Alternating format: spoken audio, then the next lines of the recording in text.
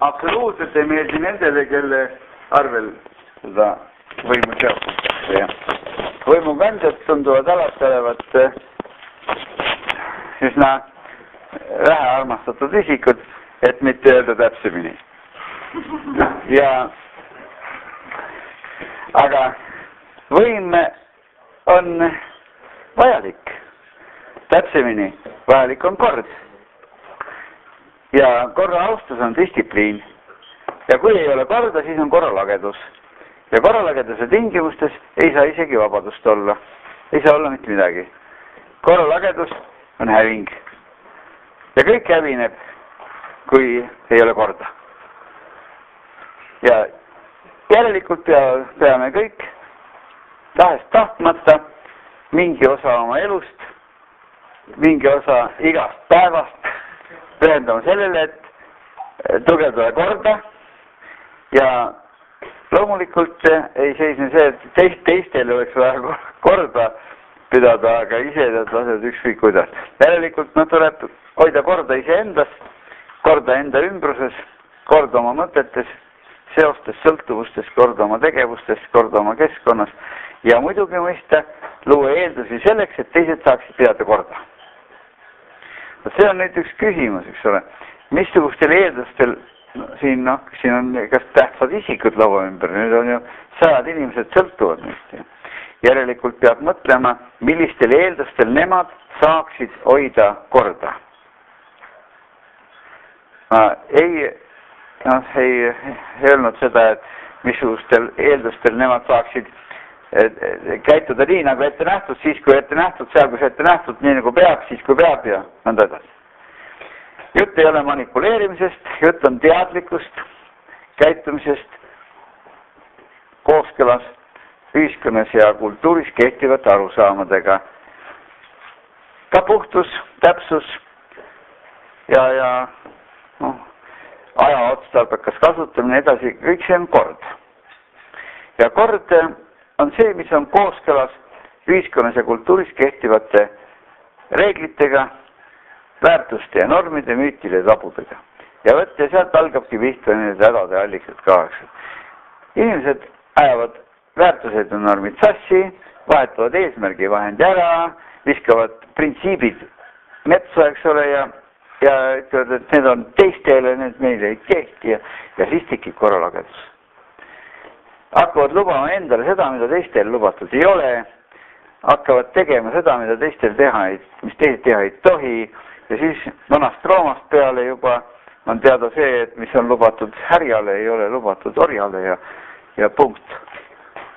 Ja siis, Orwell kirjutas ka küllalt hästi sellest, et kõik sead on võrdsed, aga osa sigu on võrdsemad võrdsete hulgas.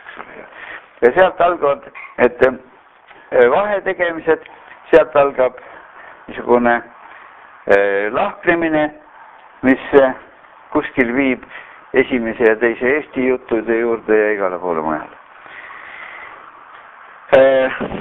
Vladimir Lüts sõnastas võimuprobleemi ka ju küllalt teravalt, et võib tekkida olukord, kus ühed ei saa vanaviisi elada ja teised ei taha vanaviisi elada. Ja see situatsioon on revolutsiooniline situatsioon, see on võimukriis. Ja siis tekib konflikt, mille tõttu kujunevad purustused ja võib kaasneda häving pikaks ajaks. Tagantjärgi tark olemine väga suur tarkus ei ole. Tark on see, kes suudab ette näha. Ja millised tagajärjed kaasnevad võimuga, seda peab suutma ette näha, juhul kui tahad võimuga kuidagi seonduda. Paljud inimesed osalevad poliitilises võitluses selle mõttega, et jõuda ükskord ometi lõppude lõpuks võimu juurde. Eestis on ilmunud viimasel ajal mitu teksti pealkirjal Võta võim. Üks tähtis ühiskonnateadlane on kirjutanud raamatu sel teemal ja tõsi küll, seal on paatos on selles, et võim vedeleb maas, keegi peab selle ju sealt ära võtma. Aga noh, pole raske aimata, et see on pigem nali. Ikkagi asja tuum on selles, et tuleb võtta võim enda kätte. Ja poliitilise erakonna loomise põhiidee ongi see, et see on võimuaparaat, see on masin, mis toodab võimu ja viib erakonna võimule. Vastasel juhul pole tal üldse mingit väärtust. No võt, ja see koht on nüüd vägagi kahtlane tees. Võib-olla oleks ikkagi vaja püstitada ka selline tees, et võimu ei tohi võtta. Võim usaldatakse juhul, kui mingi erakond on seda väärt. Ja see usaldus ilmneb valimisvõiduga. See, kui ikkagi kõikidest erakondadest ikkagi rahvas eelistab just mingit erakonda, siis sellesama eelistusotsuste hulgaga kaasnebki moraalne õigus taotleda või siis astuda sellesse rolli, kus tuleb võtta enda õlgadele vastutus riigi ja rahva eest. See on poliitiline võim ehk vastutuskoorem. Ja igasugused õigused muutuvad väärtuseks ja üldse on tõsiselt võetavad ainult kohustuste foonil. Nii nagu kohustused muutuvad täidetavaks ja arvestatavaks üksnes juhul, kui on õigused neid kohustusi täita. Ja õigused ja kohustused on kahtlemata kahtepidi, on administratiivsed ja moraalsed. Sul võib olla administratiivne õigus küll, aga ei pruugi olla moraalset õigust. Ja selle koha peal ma tahaksin öelda, et tõepoolest hakake vaatama ja te veendute, et erakondadel, kuidas me peenemad ilusti me ütlen, mõningatel erakondadel, või julge öelda, et kõigil ja kindlasti. Aga igaüks, mõelge ise sellega, on administratiivset õigust, nii et vaata, et jääb ülegi. Aga moraalset õigust pole ollagi. Ja moraalne õigus olla võimul kaasneb võimega näha ette oma tegevuse võimalikke tagajärgi ja tulemusi ning vastutada selle eest, mis kokkuvõttes välja tuleb. Kui seda võimet ei ole, siis moraalset õigust osaleda seadusloomes ja igasuguste otsuste tegemisel ikkagi ei ole. Küsi. Kui valimised on võidetud, kas siis ei ole moraalne õigus? Ei ole, see ei ole moraalne õigus, see on administratiivne õigus. Sellega see on formaalses mõttes on õigus, aga veel on tarvis olla küllalt kompetentne, küllalt asjatundlik selleks, et teha otsuseid ja vastutada selle eest, mis välja tuleb. See tähendab, et pead suutma prognoosida, pead suutma käsitleda alternatiive, pead suutma diferentseeritult läheneda mitte ainult külmkapile, vaid kõigile muule. Aga see on ju rahva hinnang, et see, kes valibki, on kompetentne. Aga see rahvas ei saa ju valimistel osaleda kõigepealt. Üks asi on see, see on nüüd esimene küsimus, sest et ta just nagu valib inimest, aga tegelikult valib erakonda. Ja see on esimene küsimus. Teiseks, seda on nüüd uuritud ka juba. Rahvas ei saa olla praegu Eestis küllalt haritud ja küllalt informeeritud selleks, et teadlikult osaleda valimisprotsessis. Ja see ettevalmistus, mis inimestel on, ma ei tea, kes kuidas tahab öelda, kas naeruväärne või häbiväärne. See ei ole tegelikult juttu kui sellest, et inimesed saaksid teadlikult osaleda otsustusprotsessis riigi ja rahva tuleviku üle. See on täiesti lootusetu sinna poolegi. Ja põhjus ei ole mitte ainult selles, et erakonnad ei ole suutelised niisugust ülevaadet andma oma ideedest ja oma aatelistest ja muudest arusaamadest ning kavadest ning vahenditest nende eesmärkide saavutamiseks, mis nad seavad, vaid pigem sellepärast, et kogu haridussüsteemis ühiskond ja kultuur, inimene ühiskonnas ja kultuuris ning regulatsioonimehhanismid ja nende regulatsioonimehhanismide toimemehhanismid on programmist väljas, neid ei ole üldse. Seetõttu noh, inimesed ei jaga. Nõukogude ajal oli, mis ta oli, eks ole. Oli vale meie, noh, mis praeguste tõekspidamiste seisukohalt, aga see kõik oli olemas. See oli olemas. Ühiskonnaõpetus oli kõrgel järjel. Ülikooli ajast 1 aasta läks selle alla. Noh, vaadake liike kõik semestrid ja saati terve aasta kursuse. Praegu ei ole seda üldse. See on need ühiskonnaained, mida me praegu nimetame punasteks aineteks, loomulik arusaadavatel põhjustel ju tõsteti välja õppekavast. Aga asemele tulid erialaained. Asemele ei tulnud inimese käsitlust, ühiskonna ja kultuuri käsitlust. Ja ei ole neid asju. Mistõttu inimesed tõepoolest ei orienteeru. Haritlased ei kõrgkooli lõpetanud ei orienteeru, teistest üldse rääkimata. Ja noh, mina arvan, et me võiksime pärastpoole, täna nüüd õhtu pärast lõpupoole tõesti arutada seda asja, mis niimoodi saab. Aga nüüd on võimu juurde tagasi.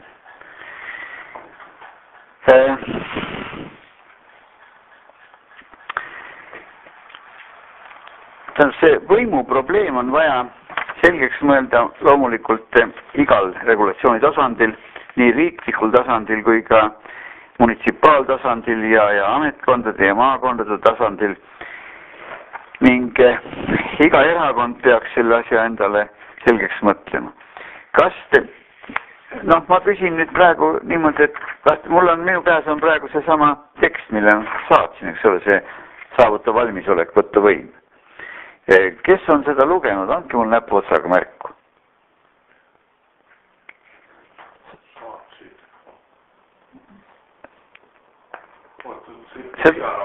Seda te ei ole lugenud veel? Ahah, Aaviksoo on loetud, jah. Aga, jah. Nüüd, selline tekst on ka olemas, nii et selle ma saadan, ja on olemas. Selle ma saadan siis kõigile lugeda. Aga nüüd järgnevalt ma tahaks paluda siis mõtlema nüüd selle üle, millistel eeldustel keegi võib taotleda võimu ja missugused komponendid seal siis on. Kõigepealt, missugused põhimõttelised küsimused oleks vaja läbi analüüsida nii igalühel isiklikult kui ka koos teistega. Esimene asi, et võim ei saa olla eesmärk, võim on vahend. Nii kui võim kujuneb eesmärgiks, nii ta võõrandub, pöördub iseenda vastandiks, muutub vaenulikuks jõuks ja kujuneb 100 hädase võimu tõttu. Võimu taotledes ja võimul olles on lähtekohaks inimene, inimeste heaolu ja heaolu eeldused. Nii kui inimene muutub vahendiks mingite teiste poliitiliste eesmärkide taotlemisel ja nii edasi, tekib otsekohe võõrandumise efekt. Kolmandaks, inimesed ja nende heaolu, nende eneseteostuse eeldused on eesmärgid, mitte vahendid, mingite teiste eesmärkide, näiteks majandusliku efektiivsuse, integratsiooni, kommunikatsiooni, korra või muu sellise saavutamiseks. Ja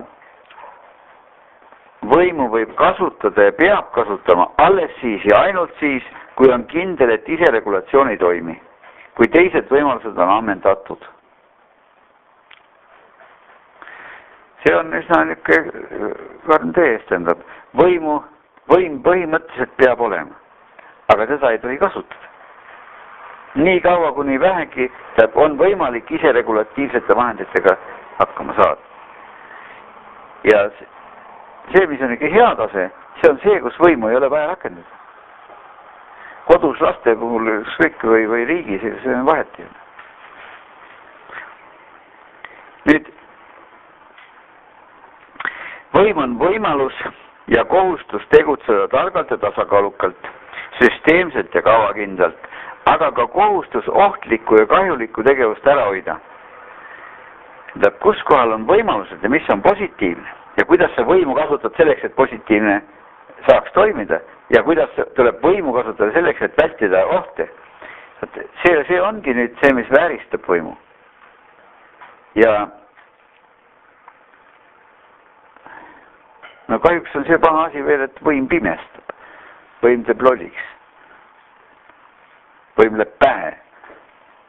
Ja siin parlamenti juuresolekul ma ei saa öelda, kuidas siis seda nimetatakse. Ja võimul on vaht, et muuta inimesi ülbeks ja ahneks ja jõhkraks. Aga ka enesekeskselt kerglaseks ja pealiskaudseks hoolimatuks, kelle suhtes, noh, seal igas asja suhtes. Nii kui huvitav asi, noh, tõesti lausa vaadanud viimase 10 aasta jooksul vast rohkem kui varem seda võimalik oli. Täiesti arukas inimene läheb 2 kuuga puhta lolliks.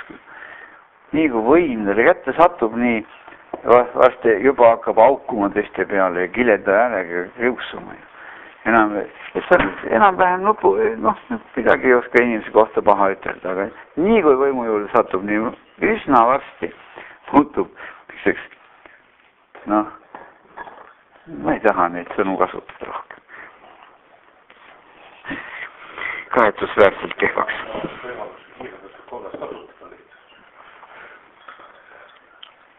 Mis siis vaenlasõnad seda rääkida? Ma arvan, et see on hariduse probleemi eeskätt. Sellest piisab arvata? Ei usu, ei piisa muidugi, aga kultuuriseose, aga ega administratiivsete vahenditega siin ka mitte midagi teha ei saa. Ei saa, et sa ütled, et kuule, et nüüd vaata, et sa võimu juurde sattudes lolliks ei lähe. No mis jutt see on, võib ütelda, aga siis öeldakse, et ise ütled. Ja õige ongi. No see on nagu lastetoa ja koolitse küsimus. No ma arvan küll, see on kultuuriprobleem eeskätt. Ja inimene peab aru saama, et võim ei ole võimalus manipuleerida kellegiga, võim on kohustus vastutada hoopis suuremate väärtuste eest ja kui on tegemist nüüd ikkagi võimuga riiklikul tasandil, siis on ikkagi võimuga kaasneb kohustus vastutada riigi ja rahva eest. Aga ettevõttes, igas asutuses, organisatsioonis on ju ka vaja teostada võimu. Aga see tähendab ühtlasi ka igal juhul ja kindlasti vastutust oma personali eest. Ja selle organisatsiooni korrasoleku eest. Aga võimu objektiks on, eks ole, inimene. Inimeste mitmesest kooslust. Valitsemine ka. Nüüd edasi. Võimuga kaasneb õigus otsustada ja kohustus vastutada nii tegevuse kui ka tegevusetuse eest, nii tegutsejate kui ka tulemuste ja tagajärgede eest. See on see asi, et ma ei tea, kas on see küllalt hästi rõhutatud. Alatasa on ikka rohkem selles, et vaata, et kes otsustab, see vastutab. Aga vastutada tuleb ka selle eest, mida see ei tee olukorras, kus peaksid tegema ja peaksid tagama. Ja vaata, see osa vastutusest on tunduvalt tõsisem ja keerukam kui see osa vastutusest, mis kaasneb tegevusega. Et modelleerida oleks vaja, mitte tegevus, vaid vajadus. Ja vaata, mida ta siis nüüd sealt väga sageli tekivad probleemid just sellega, mida ta ei tee.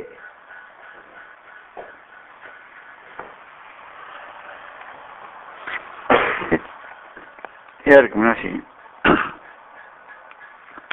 Ja võimul olles tekib alati küsimus sellest, kes ei ole võimul. Ja seda riigi tasandil kutsutakse ju positsioonil olekuks ja opositsioonis olekuks. Ja nüüd ka ettevõttes igal regulatsiooni tasandil on nii positsioonil kui opositsioonis. Ja siin on nüüd üks kõlbeliselt oluline küsimus. Võimul olles tuleb kanda hoolt ka opositsiooni tegutsemisvõimaluste eest. Hinnata eri arvamusi ja nende esitajaid. Austada tõde ja fakte olenemata sellest, kes neid esitab. Ja see on võimul oleku tähtis küsimus. Nii kui sa hakkad opositsiooni pidama tühjaks kohaks ja nii kui Eesti Riigikogus on tavaline see, et nii kui mingisugune koalitsioon õnnestub kokku sättida, nii lihtsalt opositsioon on parem, kui ta oleks surnud, eks ole, või vähemalt ei tuleks kohal. Või igatahes arvestama ei pea mitte mingil juhul, mitte kuskil, mitte kunagi. Ja see on üsna vastik. Sellega lülitatakse peaaegu pool kogu sellest intellektuaalsest potentsiaalist, mis sinna ehk on õnnestunud kogu lihtsalt välja. Vaidlust ei saa tekkida, sest eriarvamuste avaldamise kohta ei ole. Võid ju rääkida, aga seda mitte selleks, et keegi kuulaks. Spetsiaalselt rõhutatakse, et niikuinii ei kuula. Räägi, kui tahad. Ei kuula. Kui sa rääkima hakkad, ma olen lihtsalt õue. Aga selline suhtumine põhjustab vastasseisu, põhjustab teravusi, põhjustab igasugust alandusega seoses kõik hakkavad otsima võimalust kätte maksta ja kogu tähelepanu, kogu aur, kogu mõistus, kogu energia, aeg ja kõik kulub siis juba edaspidi hoopis teiste asjade peale. Riik ja rahvas lähevad meelest ära, üldse pole kõne allgi enam. Kõne alla tuleb, kuidas kätte maksta, kuidas koht kätte näidata, kuidas moodi põrutada nii, et neist jääks kondid liha pealt lahti tuleks. Ja niisugused vastikud taotlused. Nüüd edasi. Ma selle koha peal meenutan selleks ka veel ikka niisugust Hiina vana tarkust ka, et kui sa tahad võita, siis ehita vaenlasele kuldne sild taganemiseks. Katsu saavutada, et see, kes jääb nagu kaotaja rolli, ei tunneks alandatud olevat ennast, vaid käsitleks seda kui antud hetke seisu ja millega väärikus tuleb säilitada. Partneri väärikus tuleb säilitada. Ja võimu ei tohi teostada niimoodi, et teine tunneb end väärituna, alandatuna. Nagu Toomsalu kogu aeg. Kogu aeg nad narvivad teda. Ma ei tea. Võrdlus oli asjakohane. Võimuga kaasneb õigus teha süüdimõistvaid otsuseid. Ja need otsused peavad olema tehtud arusaadavate kriteeriumide alusel isikute poolt, kelle aususes ja õiglustundes kahtlusi ei saa olla. Sest nii kui süüdimõistvaid otsuseid teeb isik või mingi grupp isikuid, kes on ise üsnagi kahtlase reputatsiooniga, siis toimib see teistele pigem naeruväärsena ja häbiväärsena, kui üldse tõsiselt, et mingisugust süüdimõistmine kutsub esile aletsuse, aga mitte arusaamise. Võim on sellepärast väga raske asi. Need, kes on võimul, on erilise tähelepanu all. Seetõttu on võim koormav. Täpsemini öeldes, koormav on see tähelepanu, mis kaasneb võimuga. Kui keegi kuritarvitab võimu, siis tuleb seda igal juhul ja võimalikult kiiresti avalikult arutada. Võimu kuritarvitamine on alati väga ohtlik ja on ainult aja küsimus, kuna tekib bumerangi efekt, tagasilöök. Mitte tekkimine on välistatud. No ju, ma arvan küll. Tekib vastulöök. Parem või. Küsimus on ainult selles, millal ta tekib, kus ta tekib ja kes laksaka saab.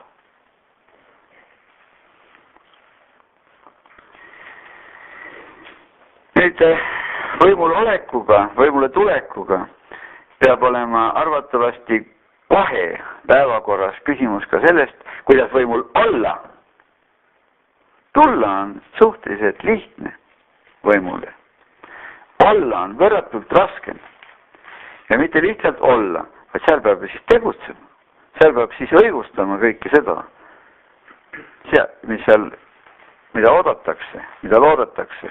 Aga ühtasi peab olema kohe selgeks mõeldud ka see, kuidas loobuda võimust, kuidas ära tulla võimult, kuidas võim üle anda kellegi teisele, juhul kui ilmeb, et tegelikult ei suuda, tegelikult ei ole potentsiaali, tegelikult ei saa aru, tegelikult tahet nässu, tegelikult taheti ühte, aga tuli välja hoopis vastupidi ja nii edasi.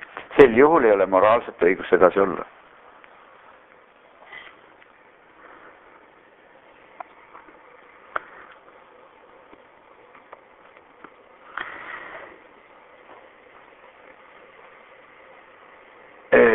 Võim on poliitilise tahte realiseerimise eeldus. Aga siis peab olema poliitiline tahe. Siis see tähendab, et võimu eelduseks on olla subjekt, mitte manipuleerimise objekt kellegi käes. Kas see, kelle käes oled manipuleerimise objektiks asub Eestis või väljaspool Eestit, see on veel omaette küsimus, mida me ei hakka praegu arutama. Võim on muidugi ka eneseteostus ja enesekontrolli võimalus. Ja võimuga kaasneb nii administratiivne kui moraalne kohustus kasutada võimu, vastutada selle eest, et mitte keegi, mitte kuskil võimuga ei mängi, ei kuritarvita võimu, ei kahjusta kellegi põhiseadusest ja kultuurist tulenevaid õigusi. Ega seaks ohtu midagi, mida rahvas peab hoidma, kaitsma ja tugevdama ning järgmistele põlvkondadele edasi andma. Nii heas seisus, kui suudetakse parimat silmas pidades. See, kuidas moodi anda edasi loodus, kuidas anda edasi emakeel, kuidas anda edasi kultuuriväärtused järgmisele põlvkonnale, need tunduvad nagu need aapilised põhiküsimused, nagu piinlik rääkida, eks ole. Rääkida oleks vaja nagu hoopis teistest asjadest ja naljakas on küll, päris naljakas on vaadata. Need niisugused aapilised põhimõtted ja sellised kogu elamist ja olemist mõtestavad ideed on muutunud natuke häbiväärseks, igatahes ei sobi üldse neist nagu mainida, et siis on natuke põrundas, mis on nendest räägib. Ja kui ikkagi praegu noorem põlvkond kasvab Eestis niimoodi üles, et Isamaa ja kõik selle atribuudid ei kuulunud üldse kõne alla, neid ei tahetagi mainida. Siis ma tahaks teada, miks ta peaks näiteks Kaitseväes olema valmis eluhinnaga kaitsma seda. Või ka mitte ainult Kaitseväes relv peos, vaid ka ükskõik kus, ükskõik kuidas.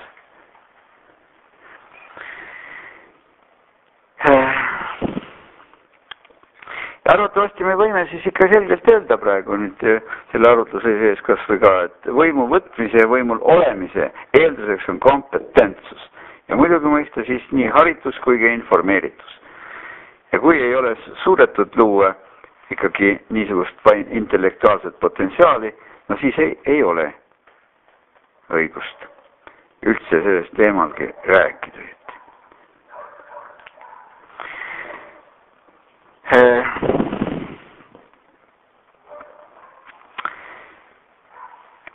Võim on selliste õiguste kogum, millega kaasnevalt positsioonist on võimalik ja vajalik valitseda, juhtida, hallata ja sidustada.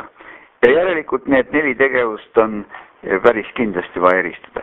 Vastasel juhul ei saa võimu kasutada.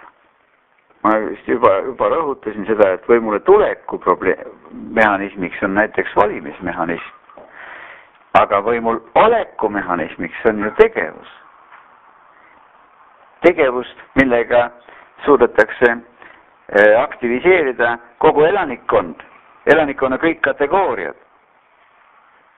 Lastest raukadeni, linnas ja maal, eks ole, kõikides eluvaldkondades.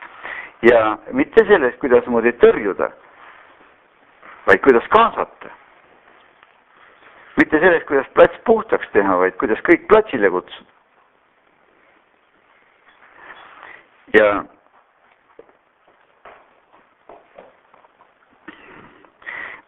kaasneb õigus seada ringi eesmärke. Võimuga kaasneb õigus valida vahendeid eesmärki saavutamiseks. Võimuga kaasneb õigus kehtestada põhimõtteid, muuta tegutsemise põhimõtteid, samuti muuta ja kehtestada hindamise kriteeriumid. Need on need 4 suurt mehhanismi, mille kaudu teostatakse võimu. Aga need 4 asja saab muuta ainult siis, kui sa oled võimul. Muidu ei saa neid muuta.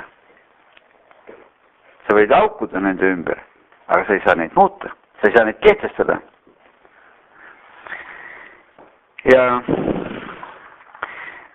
võimuga kaasneb õigus määrata tegutsemise suund, aeg ja koht, täitjad ja tähtajad, algus ja lõpp, kehtestada tulemiste kontrollimise kord, aruandluse aeg, vorm, ulatus, kehtestada ja muuta hindamise kriteeriume ning anda ka tegelikult hinnanguid inimestele, nende tegevusele ja tulemustele kogu aeg regulaarselt või valikuliselt. Niisiis võimuga kaasneb õigus kontrollida ja anda hinnanguid. Ning nende hinnangute kaudu tegelikult suunata protsesside kulgemist ning luua tõmbeid ja piiranguid. Võimuga kaasneb õigus avalik-õiguslike asutuste võrku muuta ja muidugi mõista eeldatakse, et see võrk on optimaalse struktuuriga, see on minimaalse koosseisuga, toimib otstarbekalt, efektiivselt ja intensiivselt ja mis see on? Ma mõtlesin, et kassipoeg on jälle kohal ilmunud. Ta tuleb, teab ennast teisest maast siia. See on nagu ümber maailma retk. Nii, ja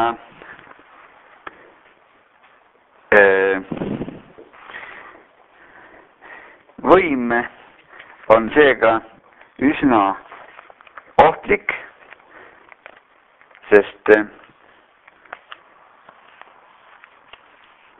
võim sunnib olema asjatundlik. Aga nii kui see nõue alt ära kaob, nii muutub võim kauplemise objektiks, lehma kauplemise objektiks, tekib sootuks teine lähtekoht ja sellega võõrandub ära kogu poliitiline struktuur ja muutub pigem naeru ja pilke objektiks kui kaasaelamise ja mõtlemise objektiks. Tänan tähelepanu eest. Sissejuhatus kõik.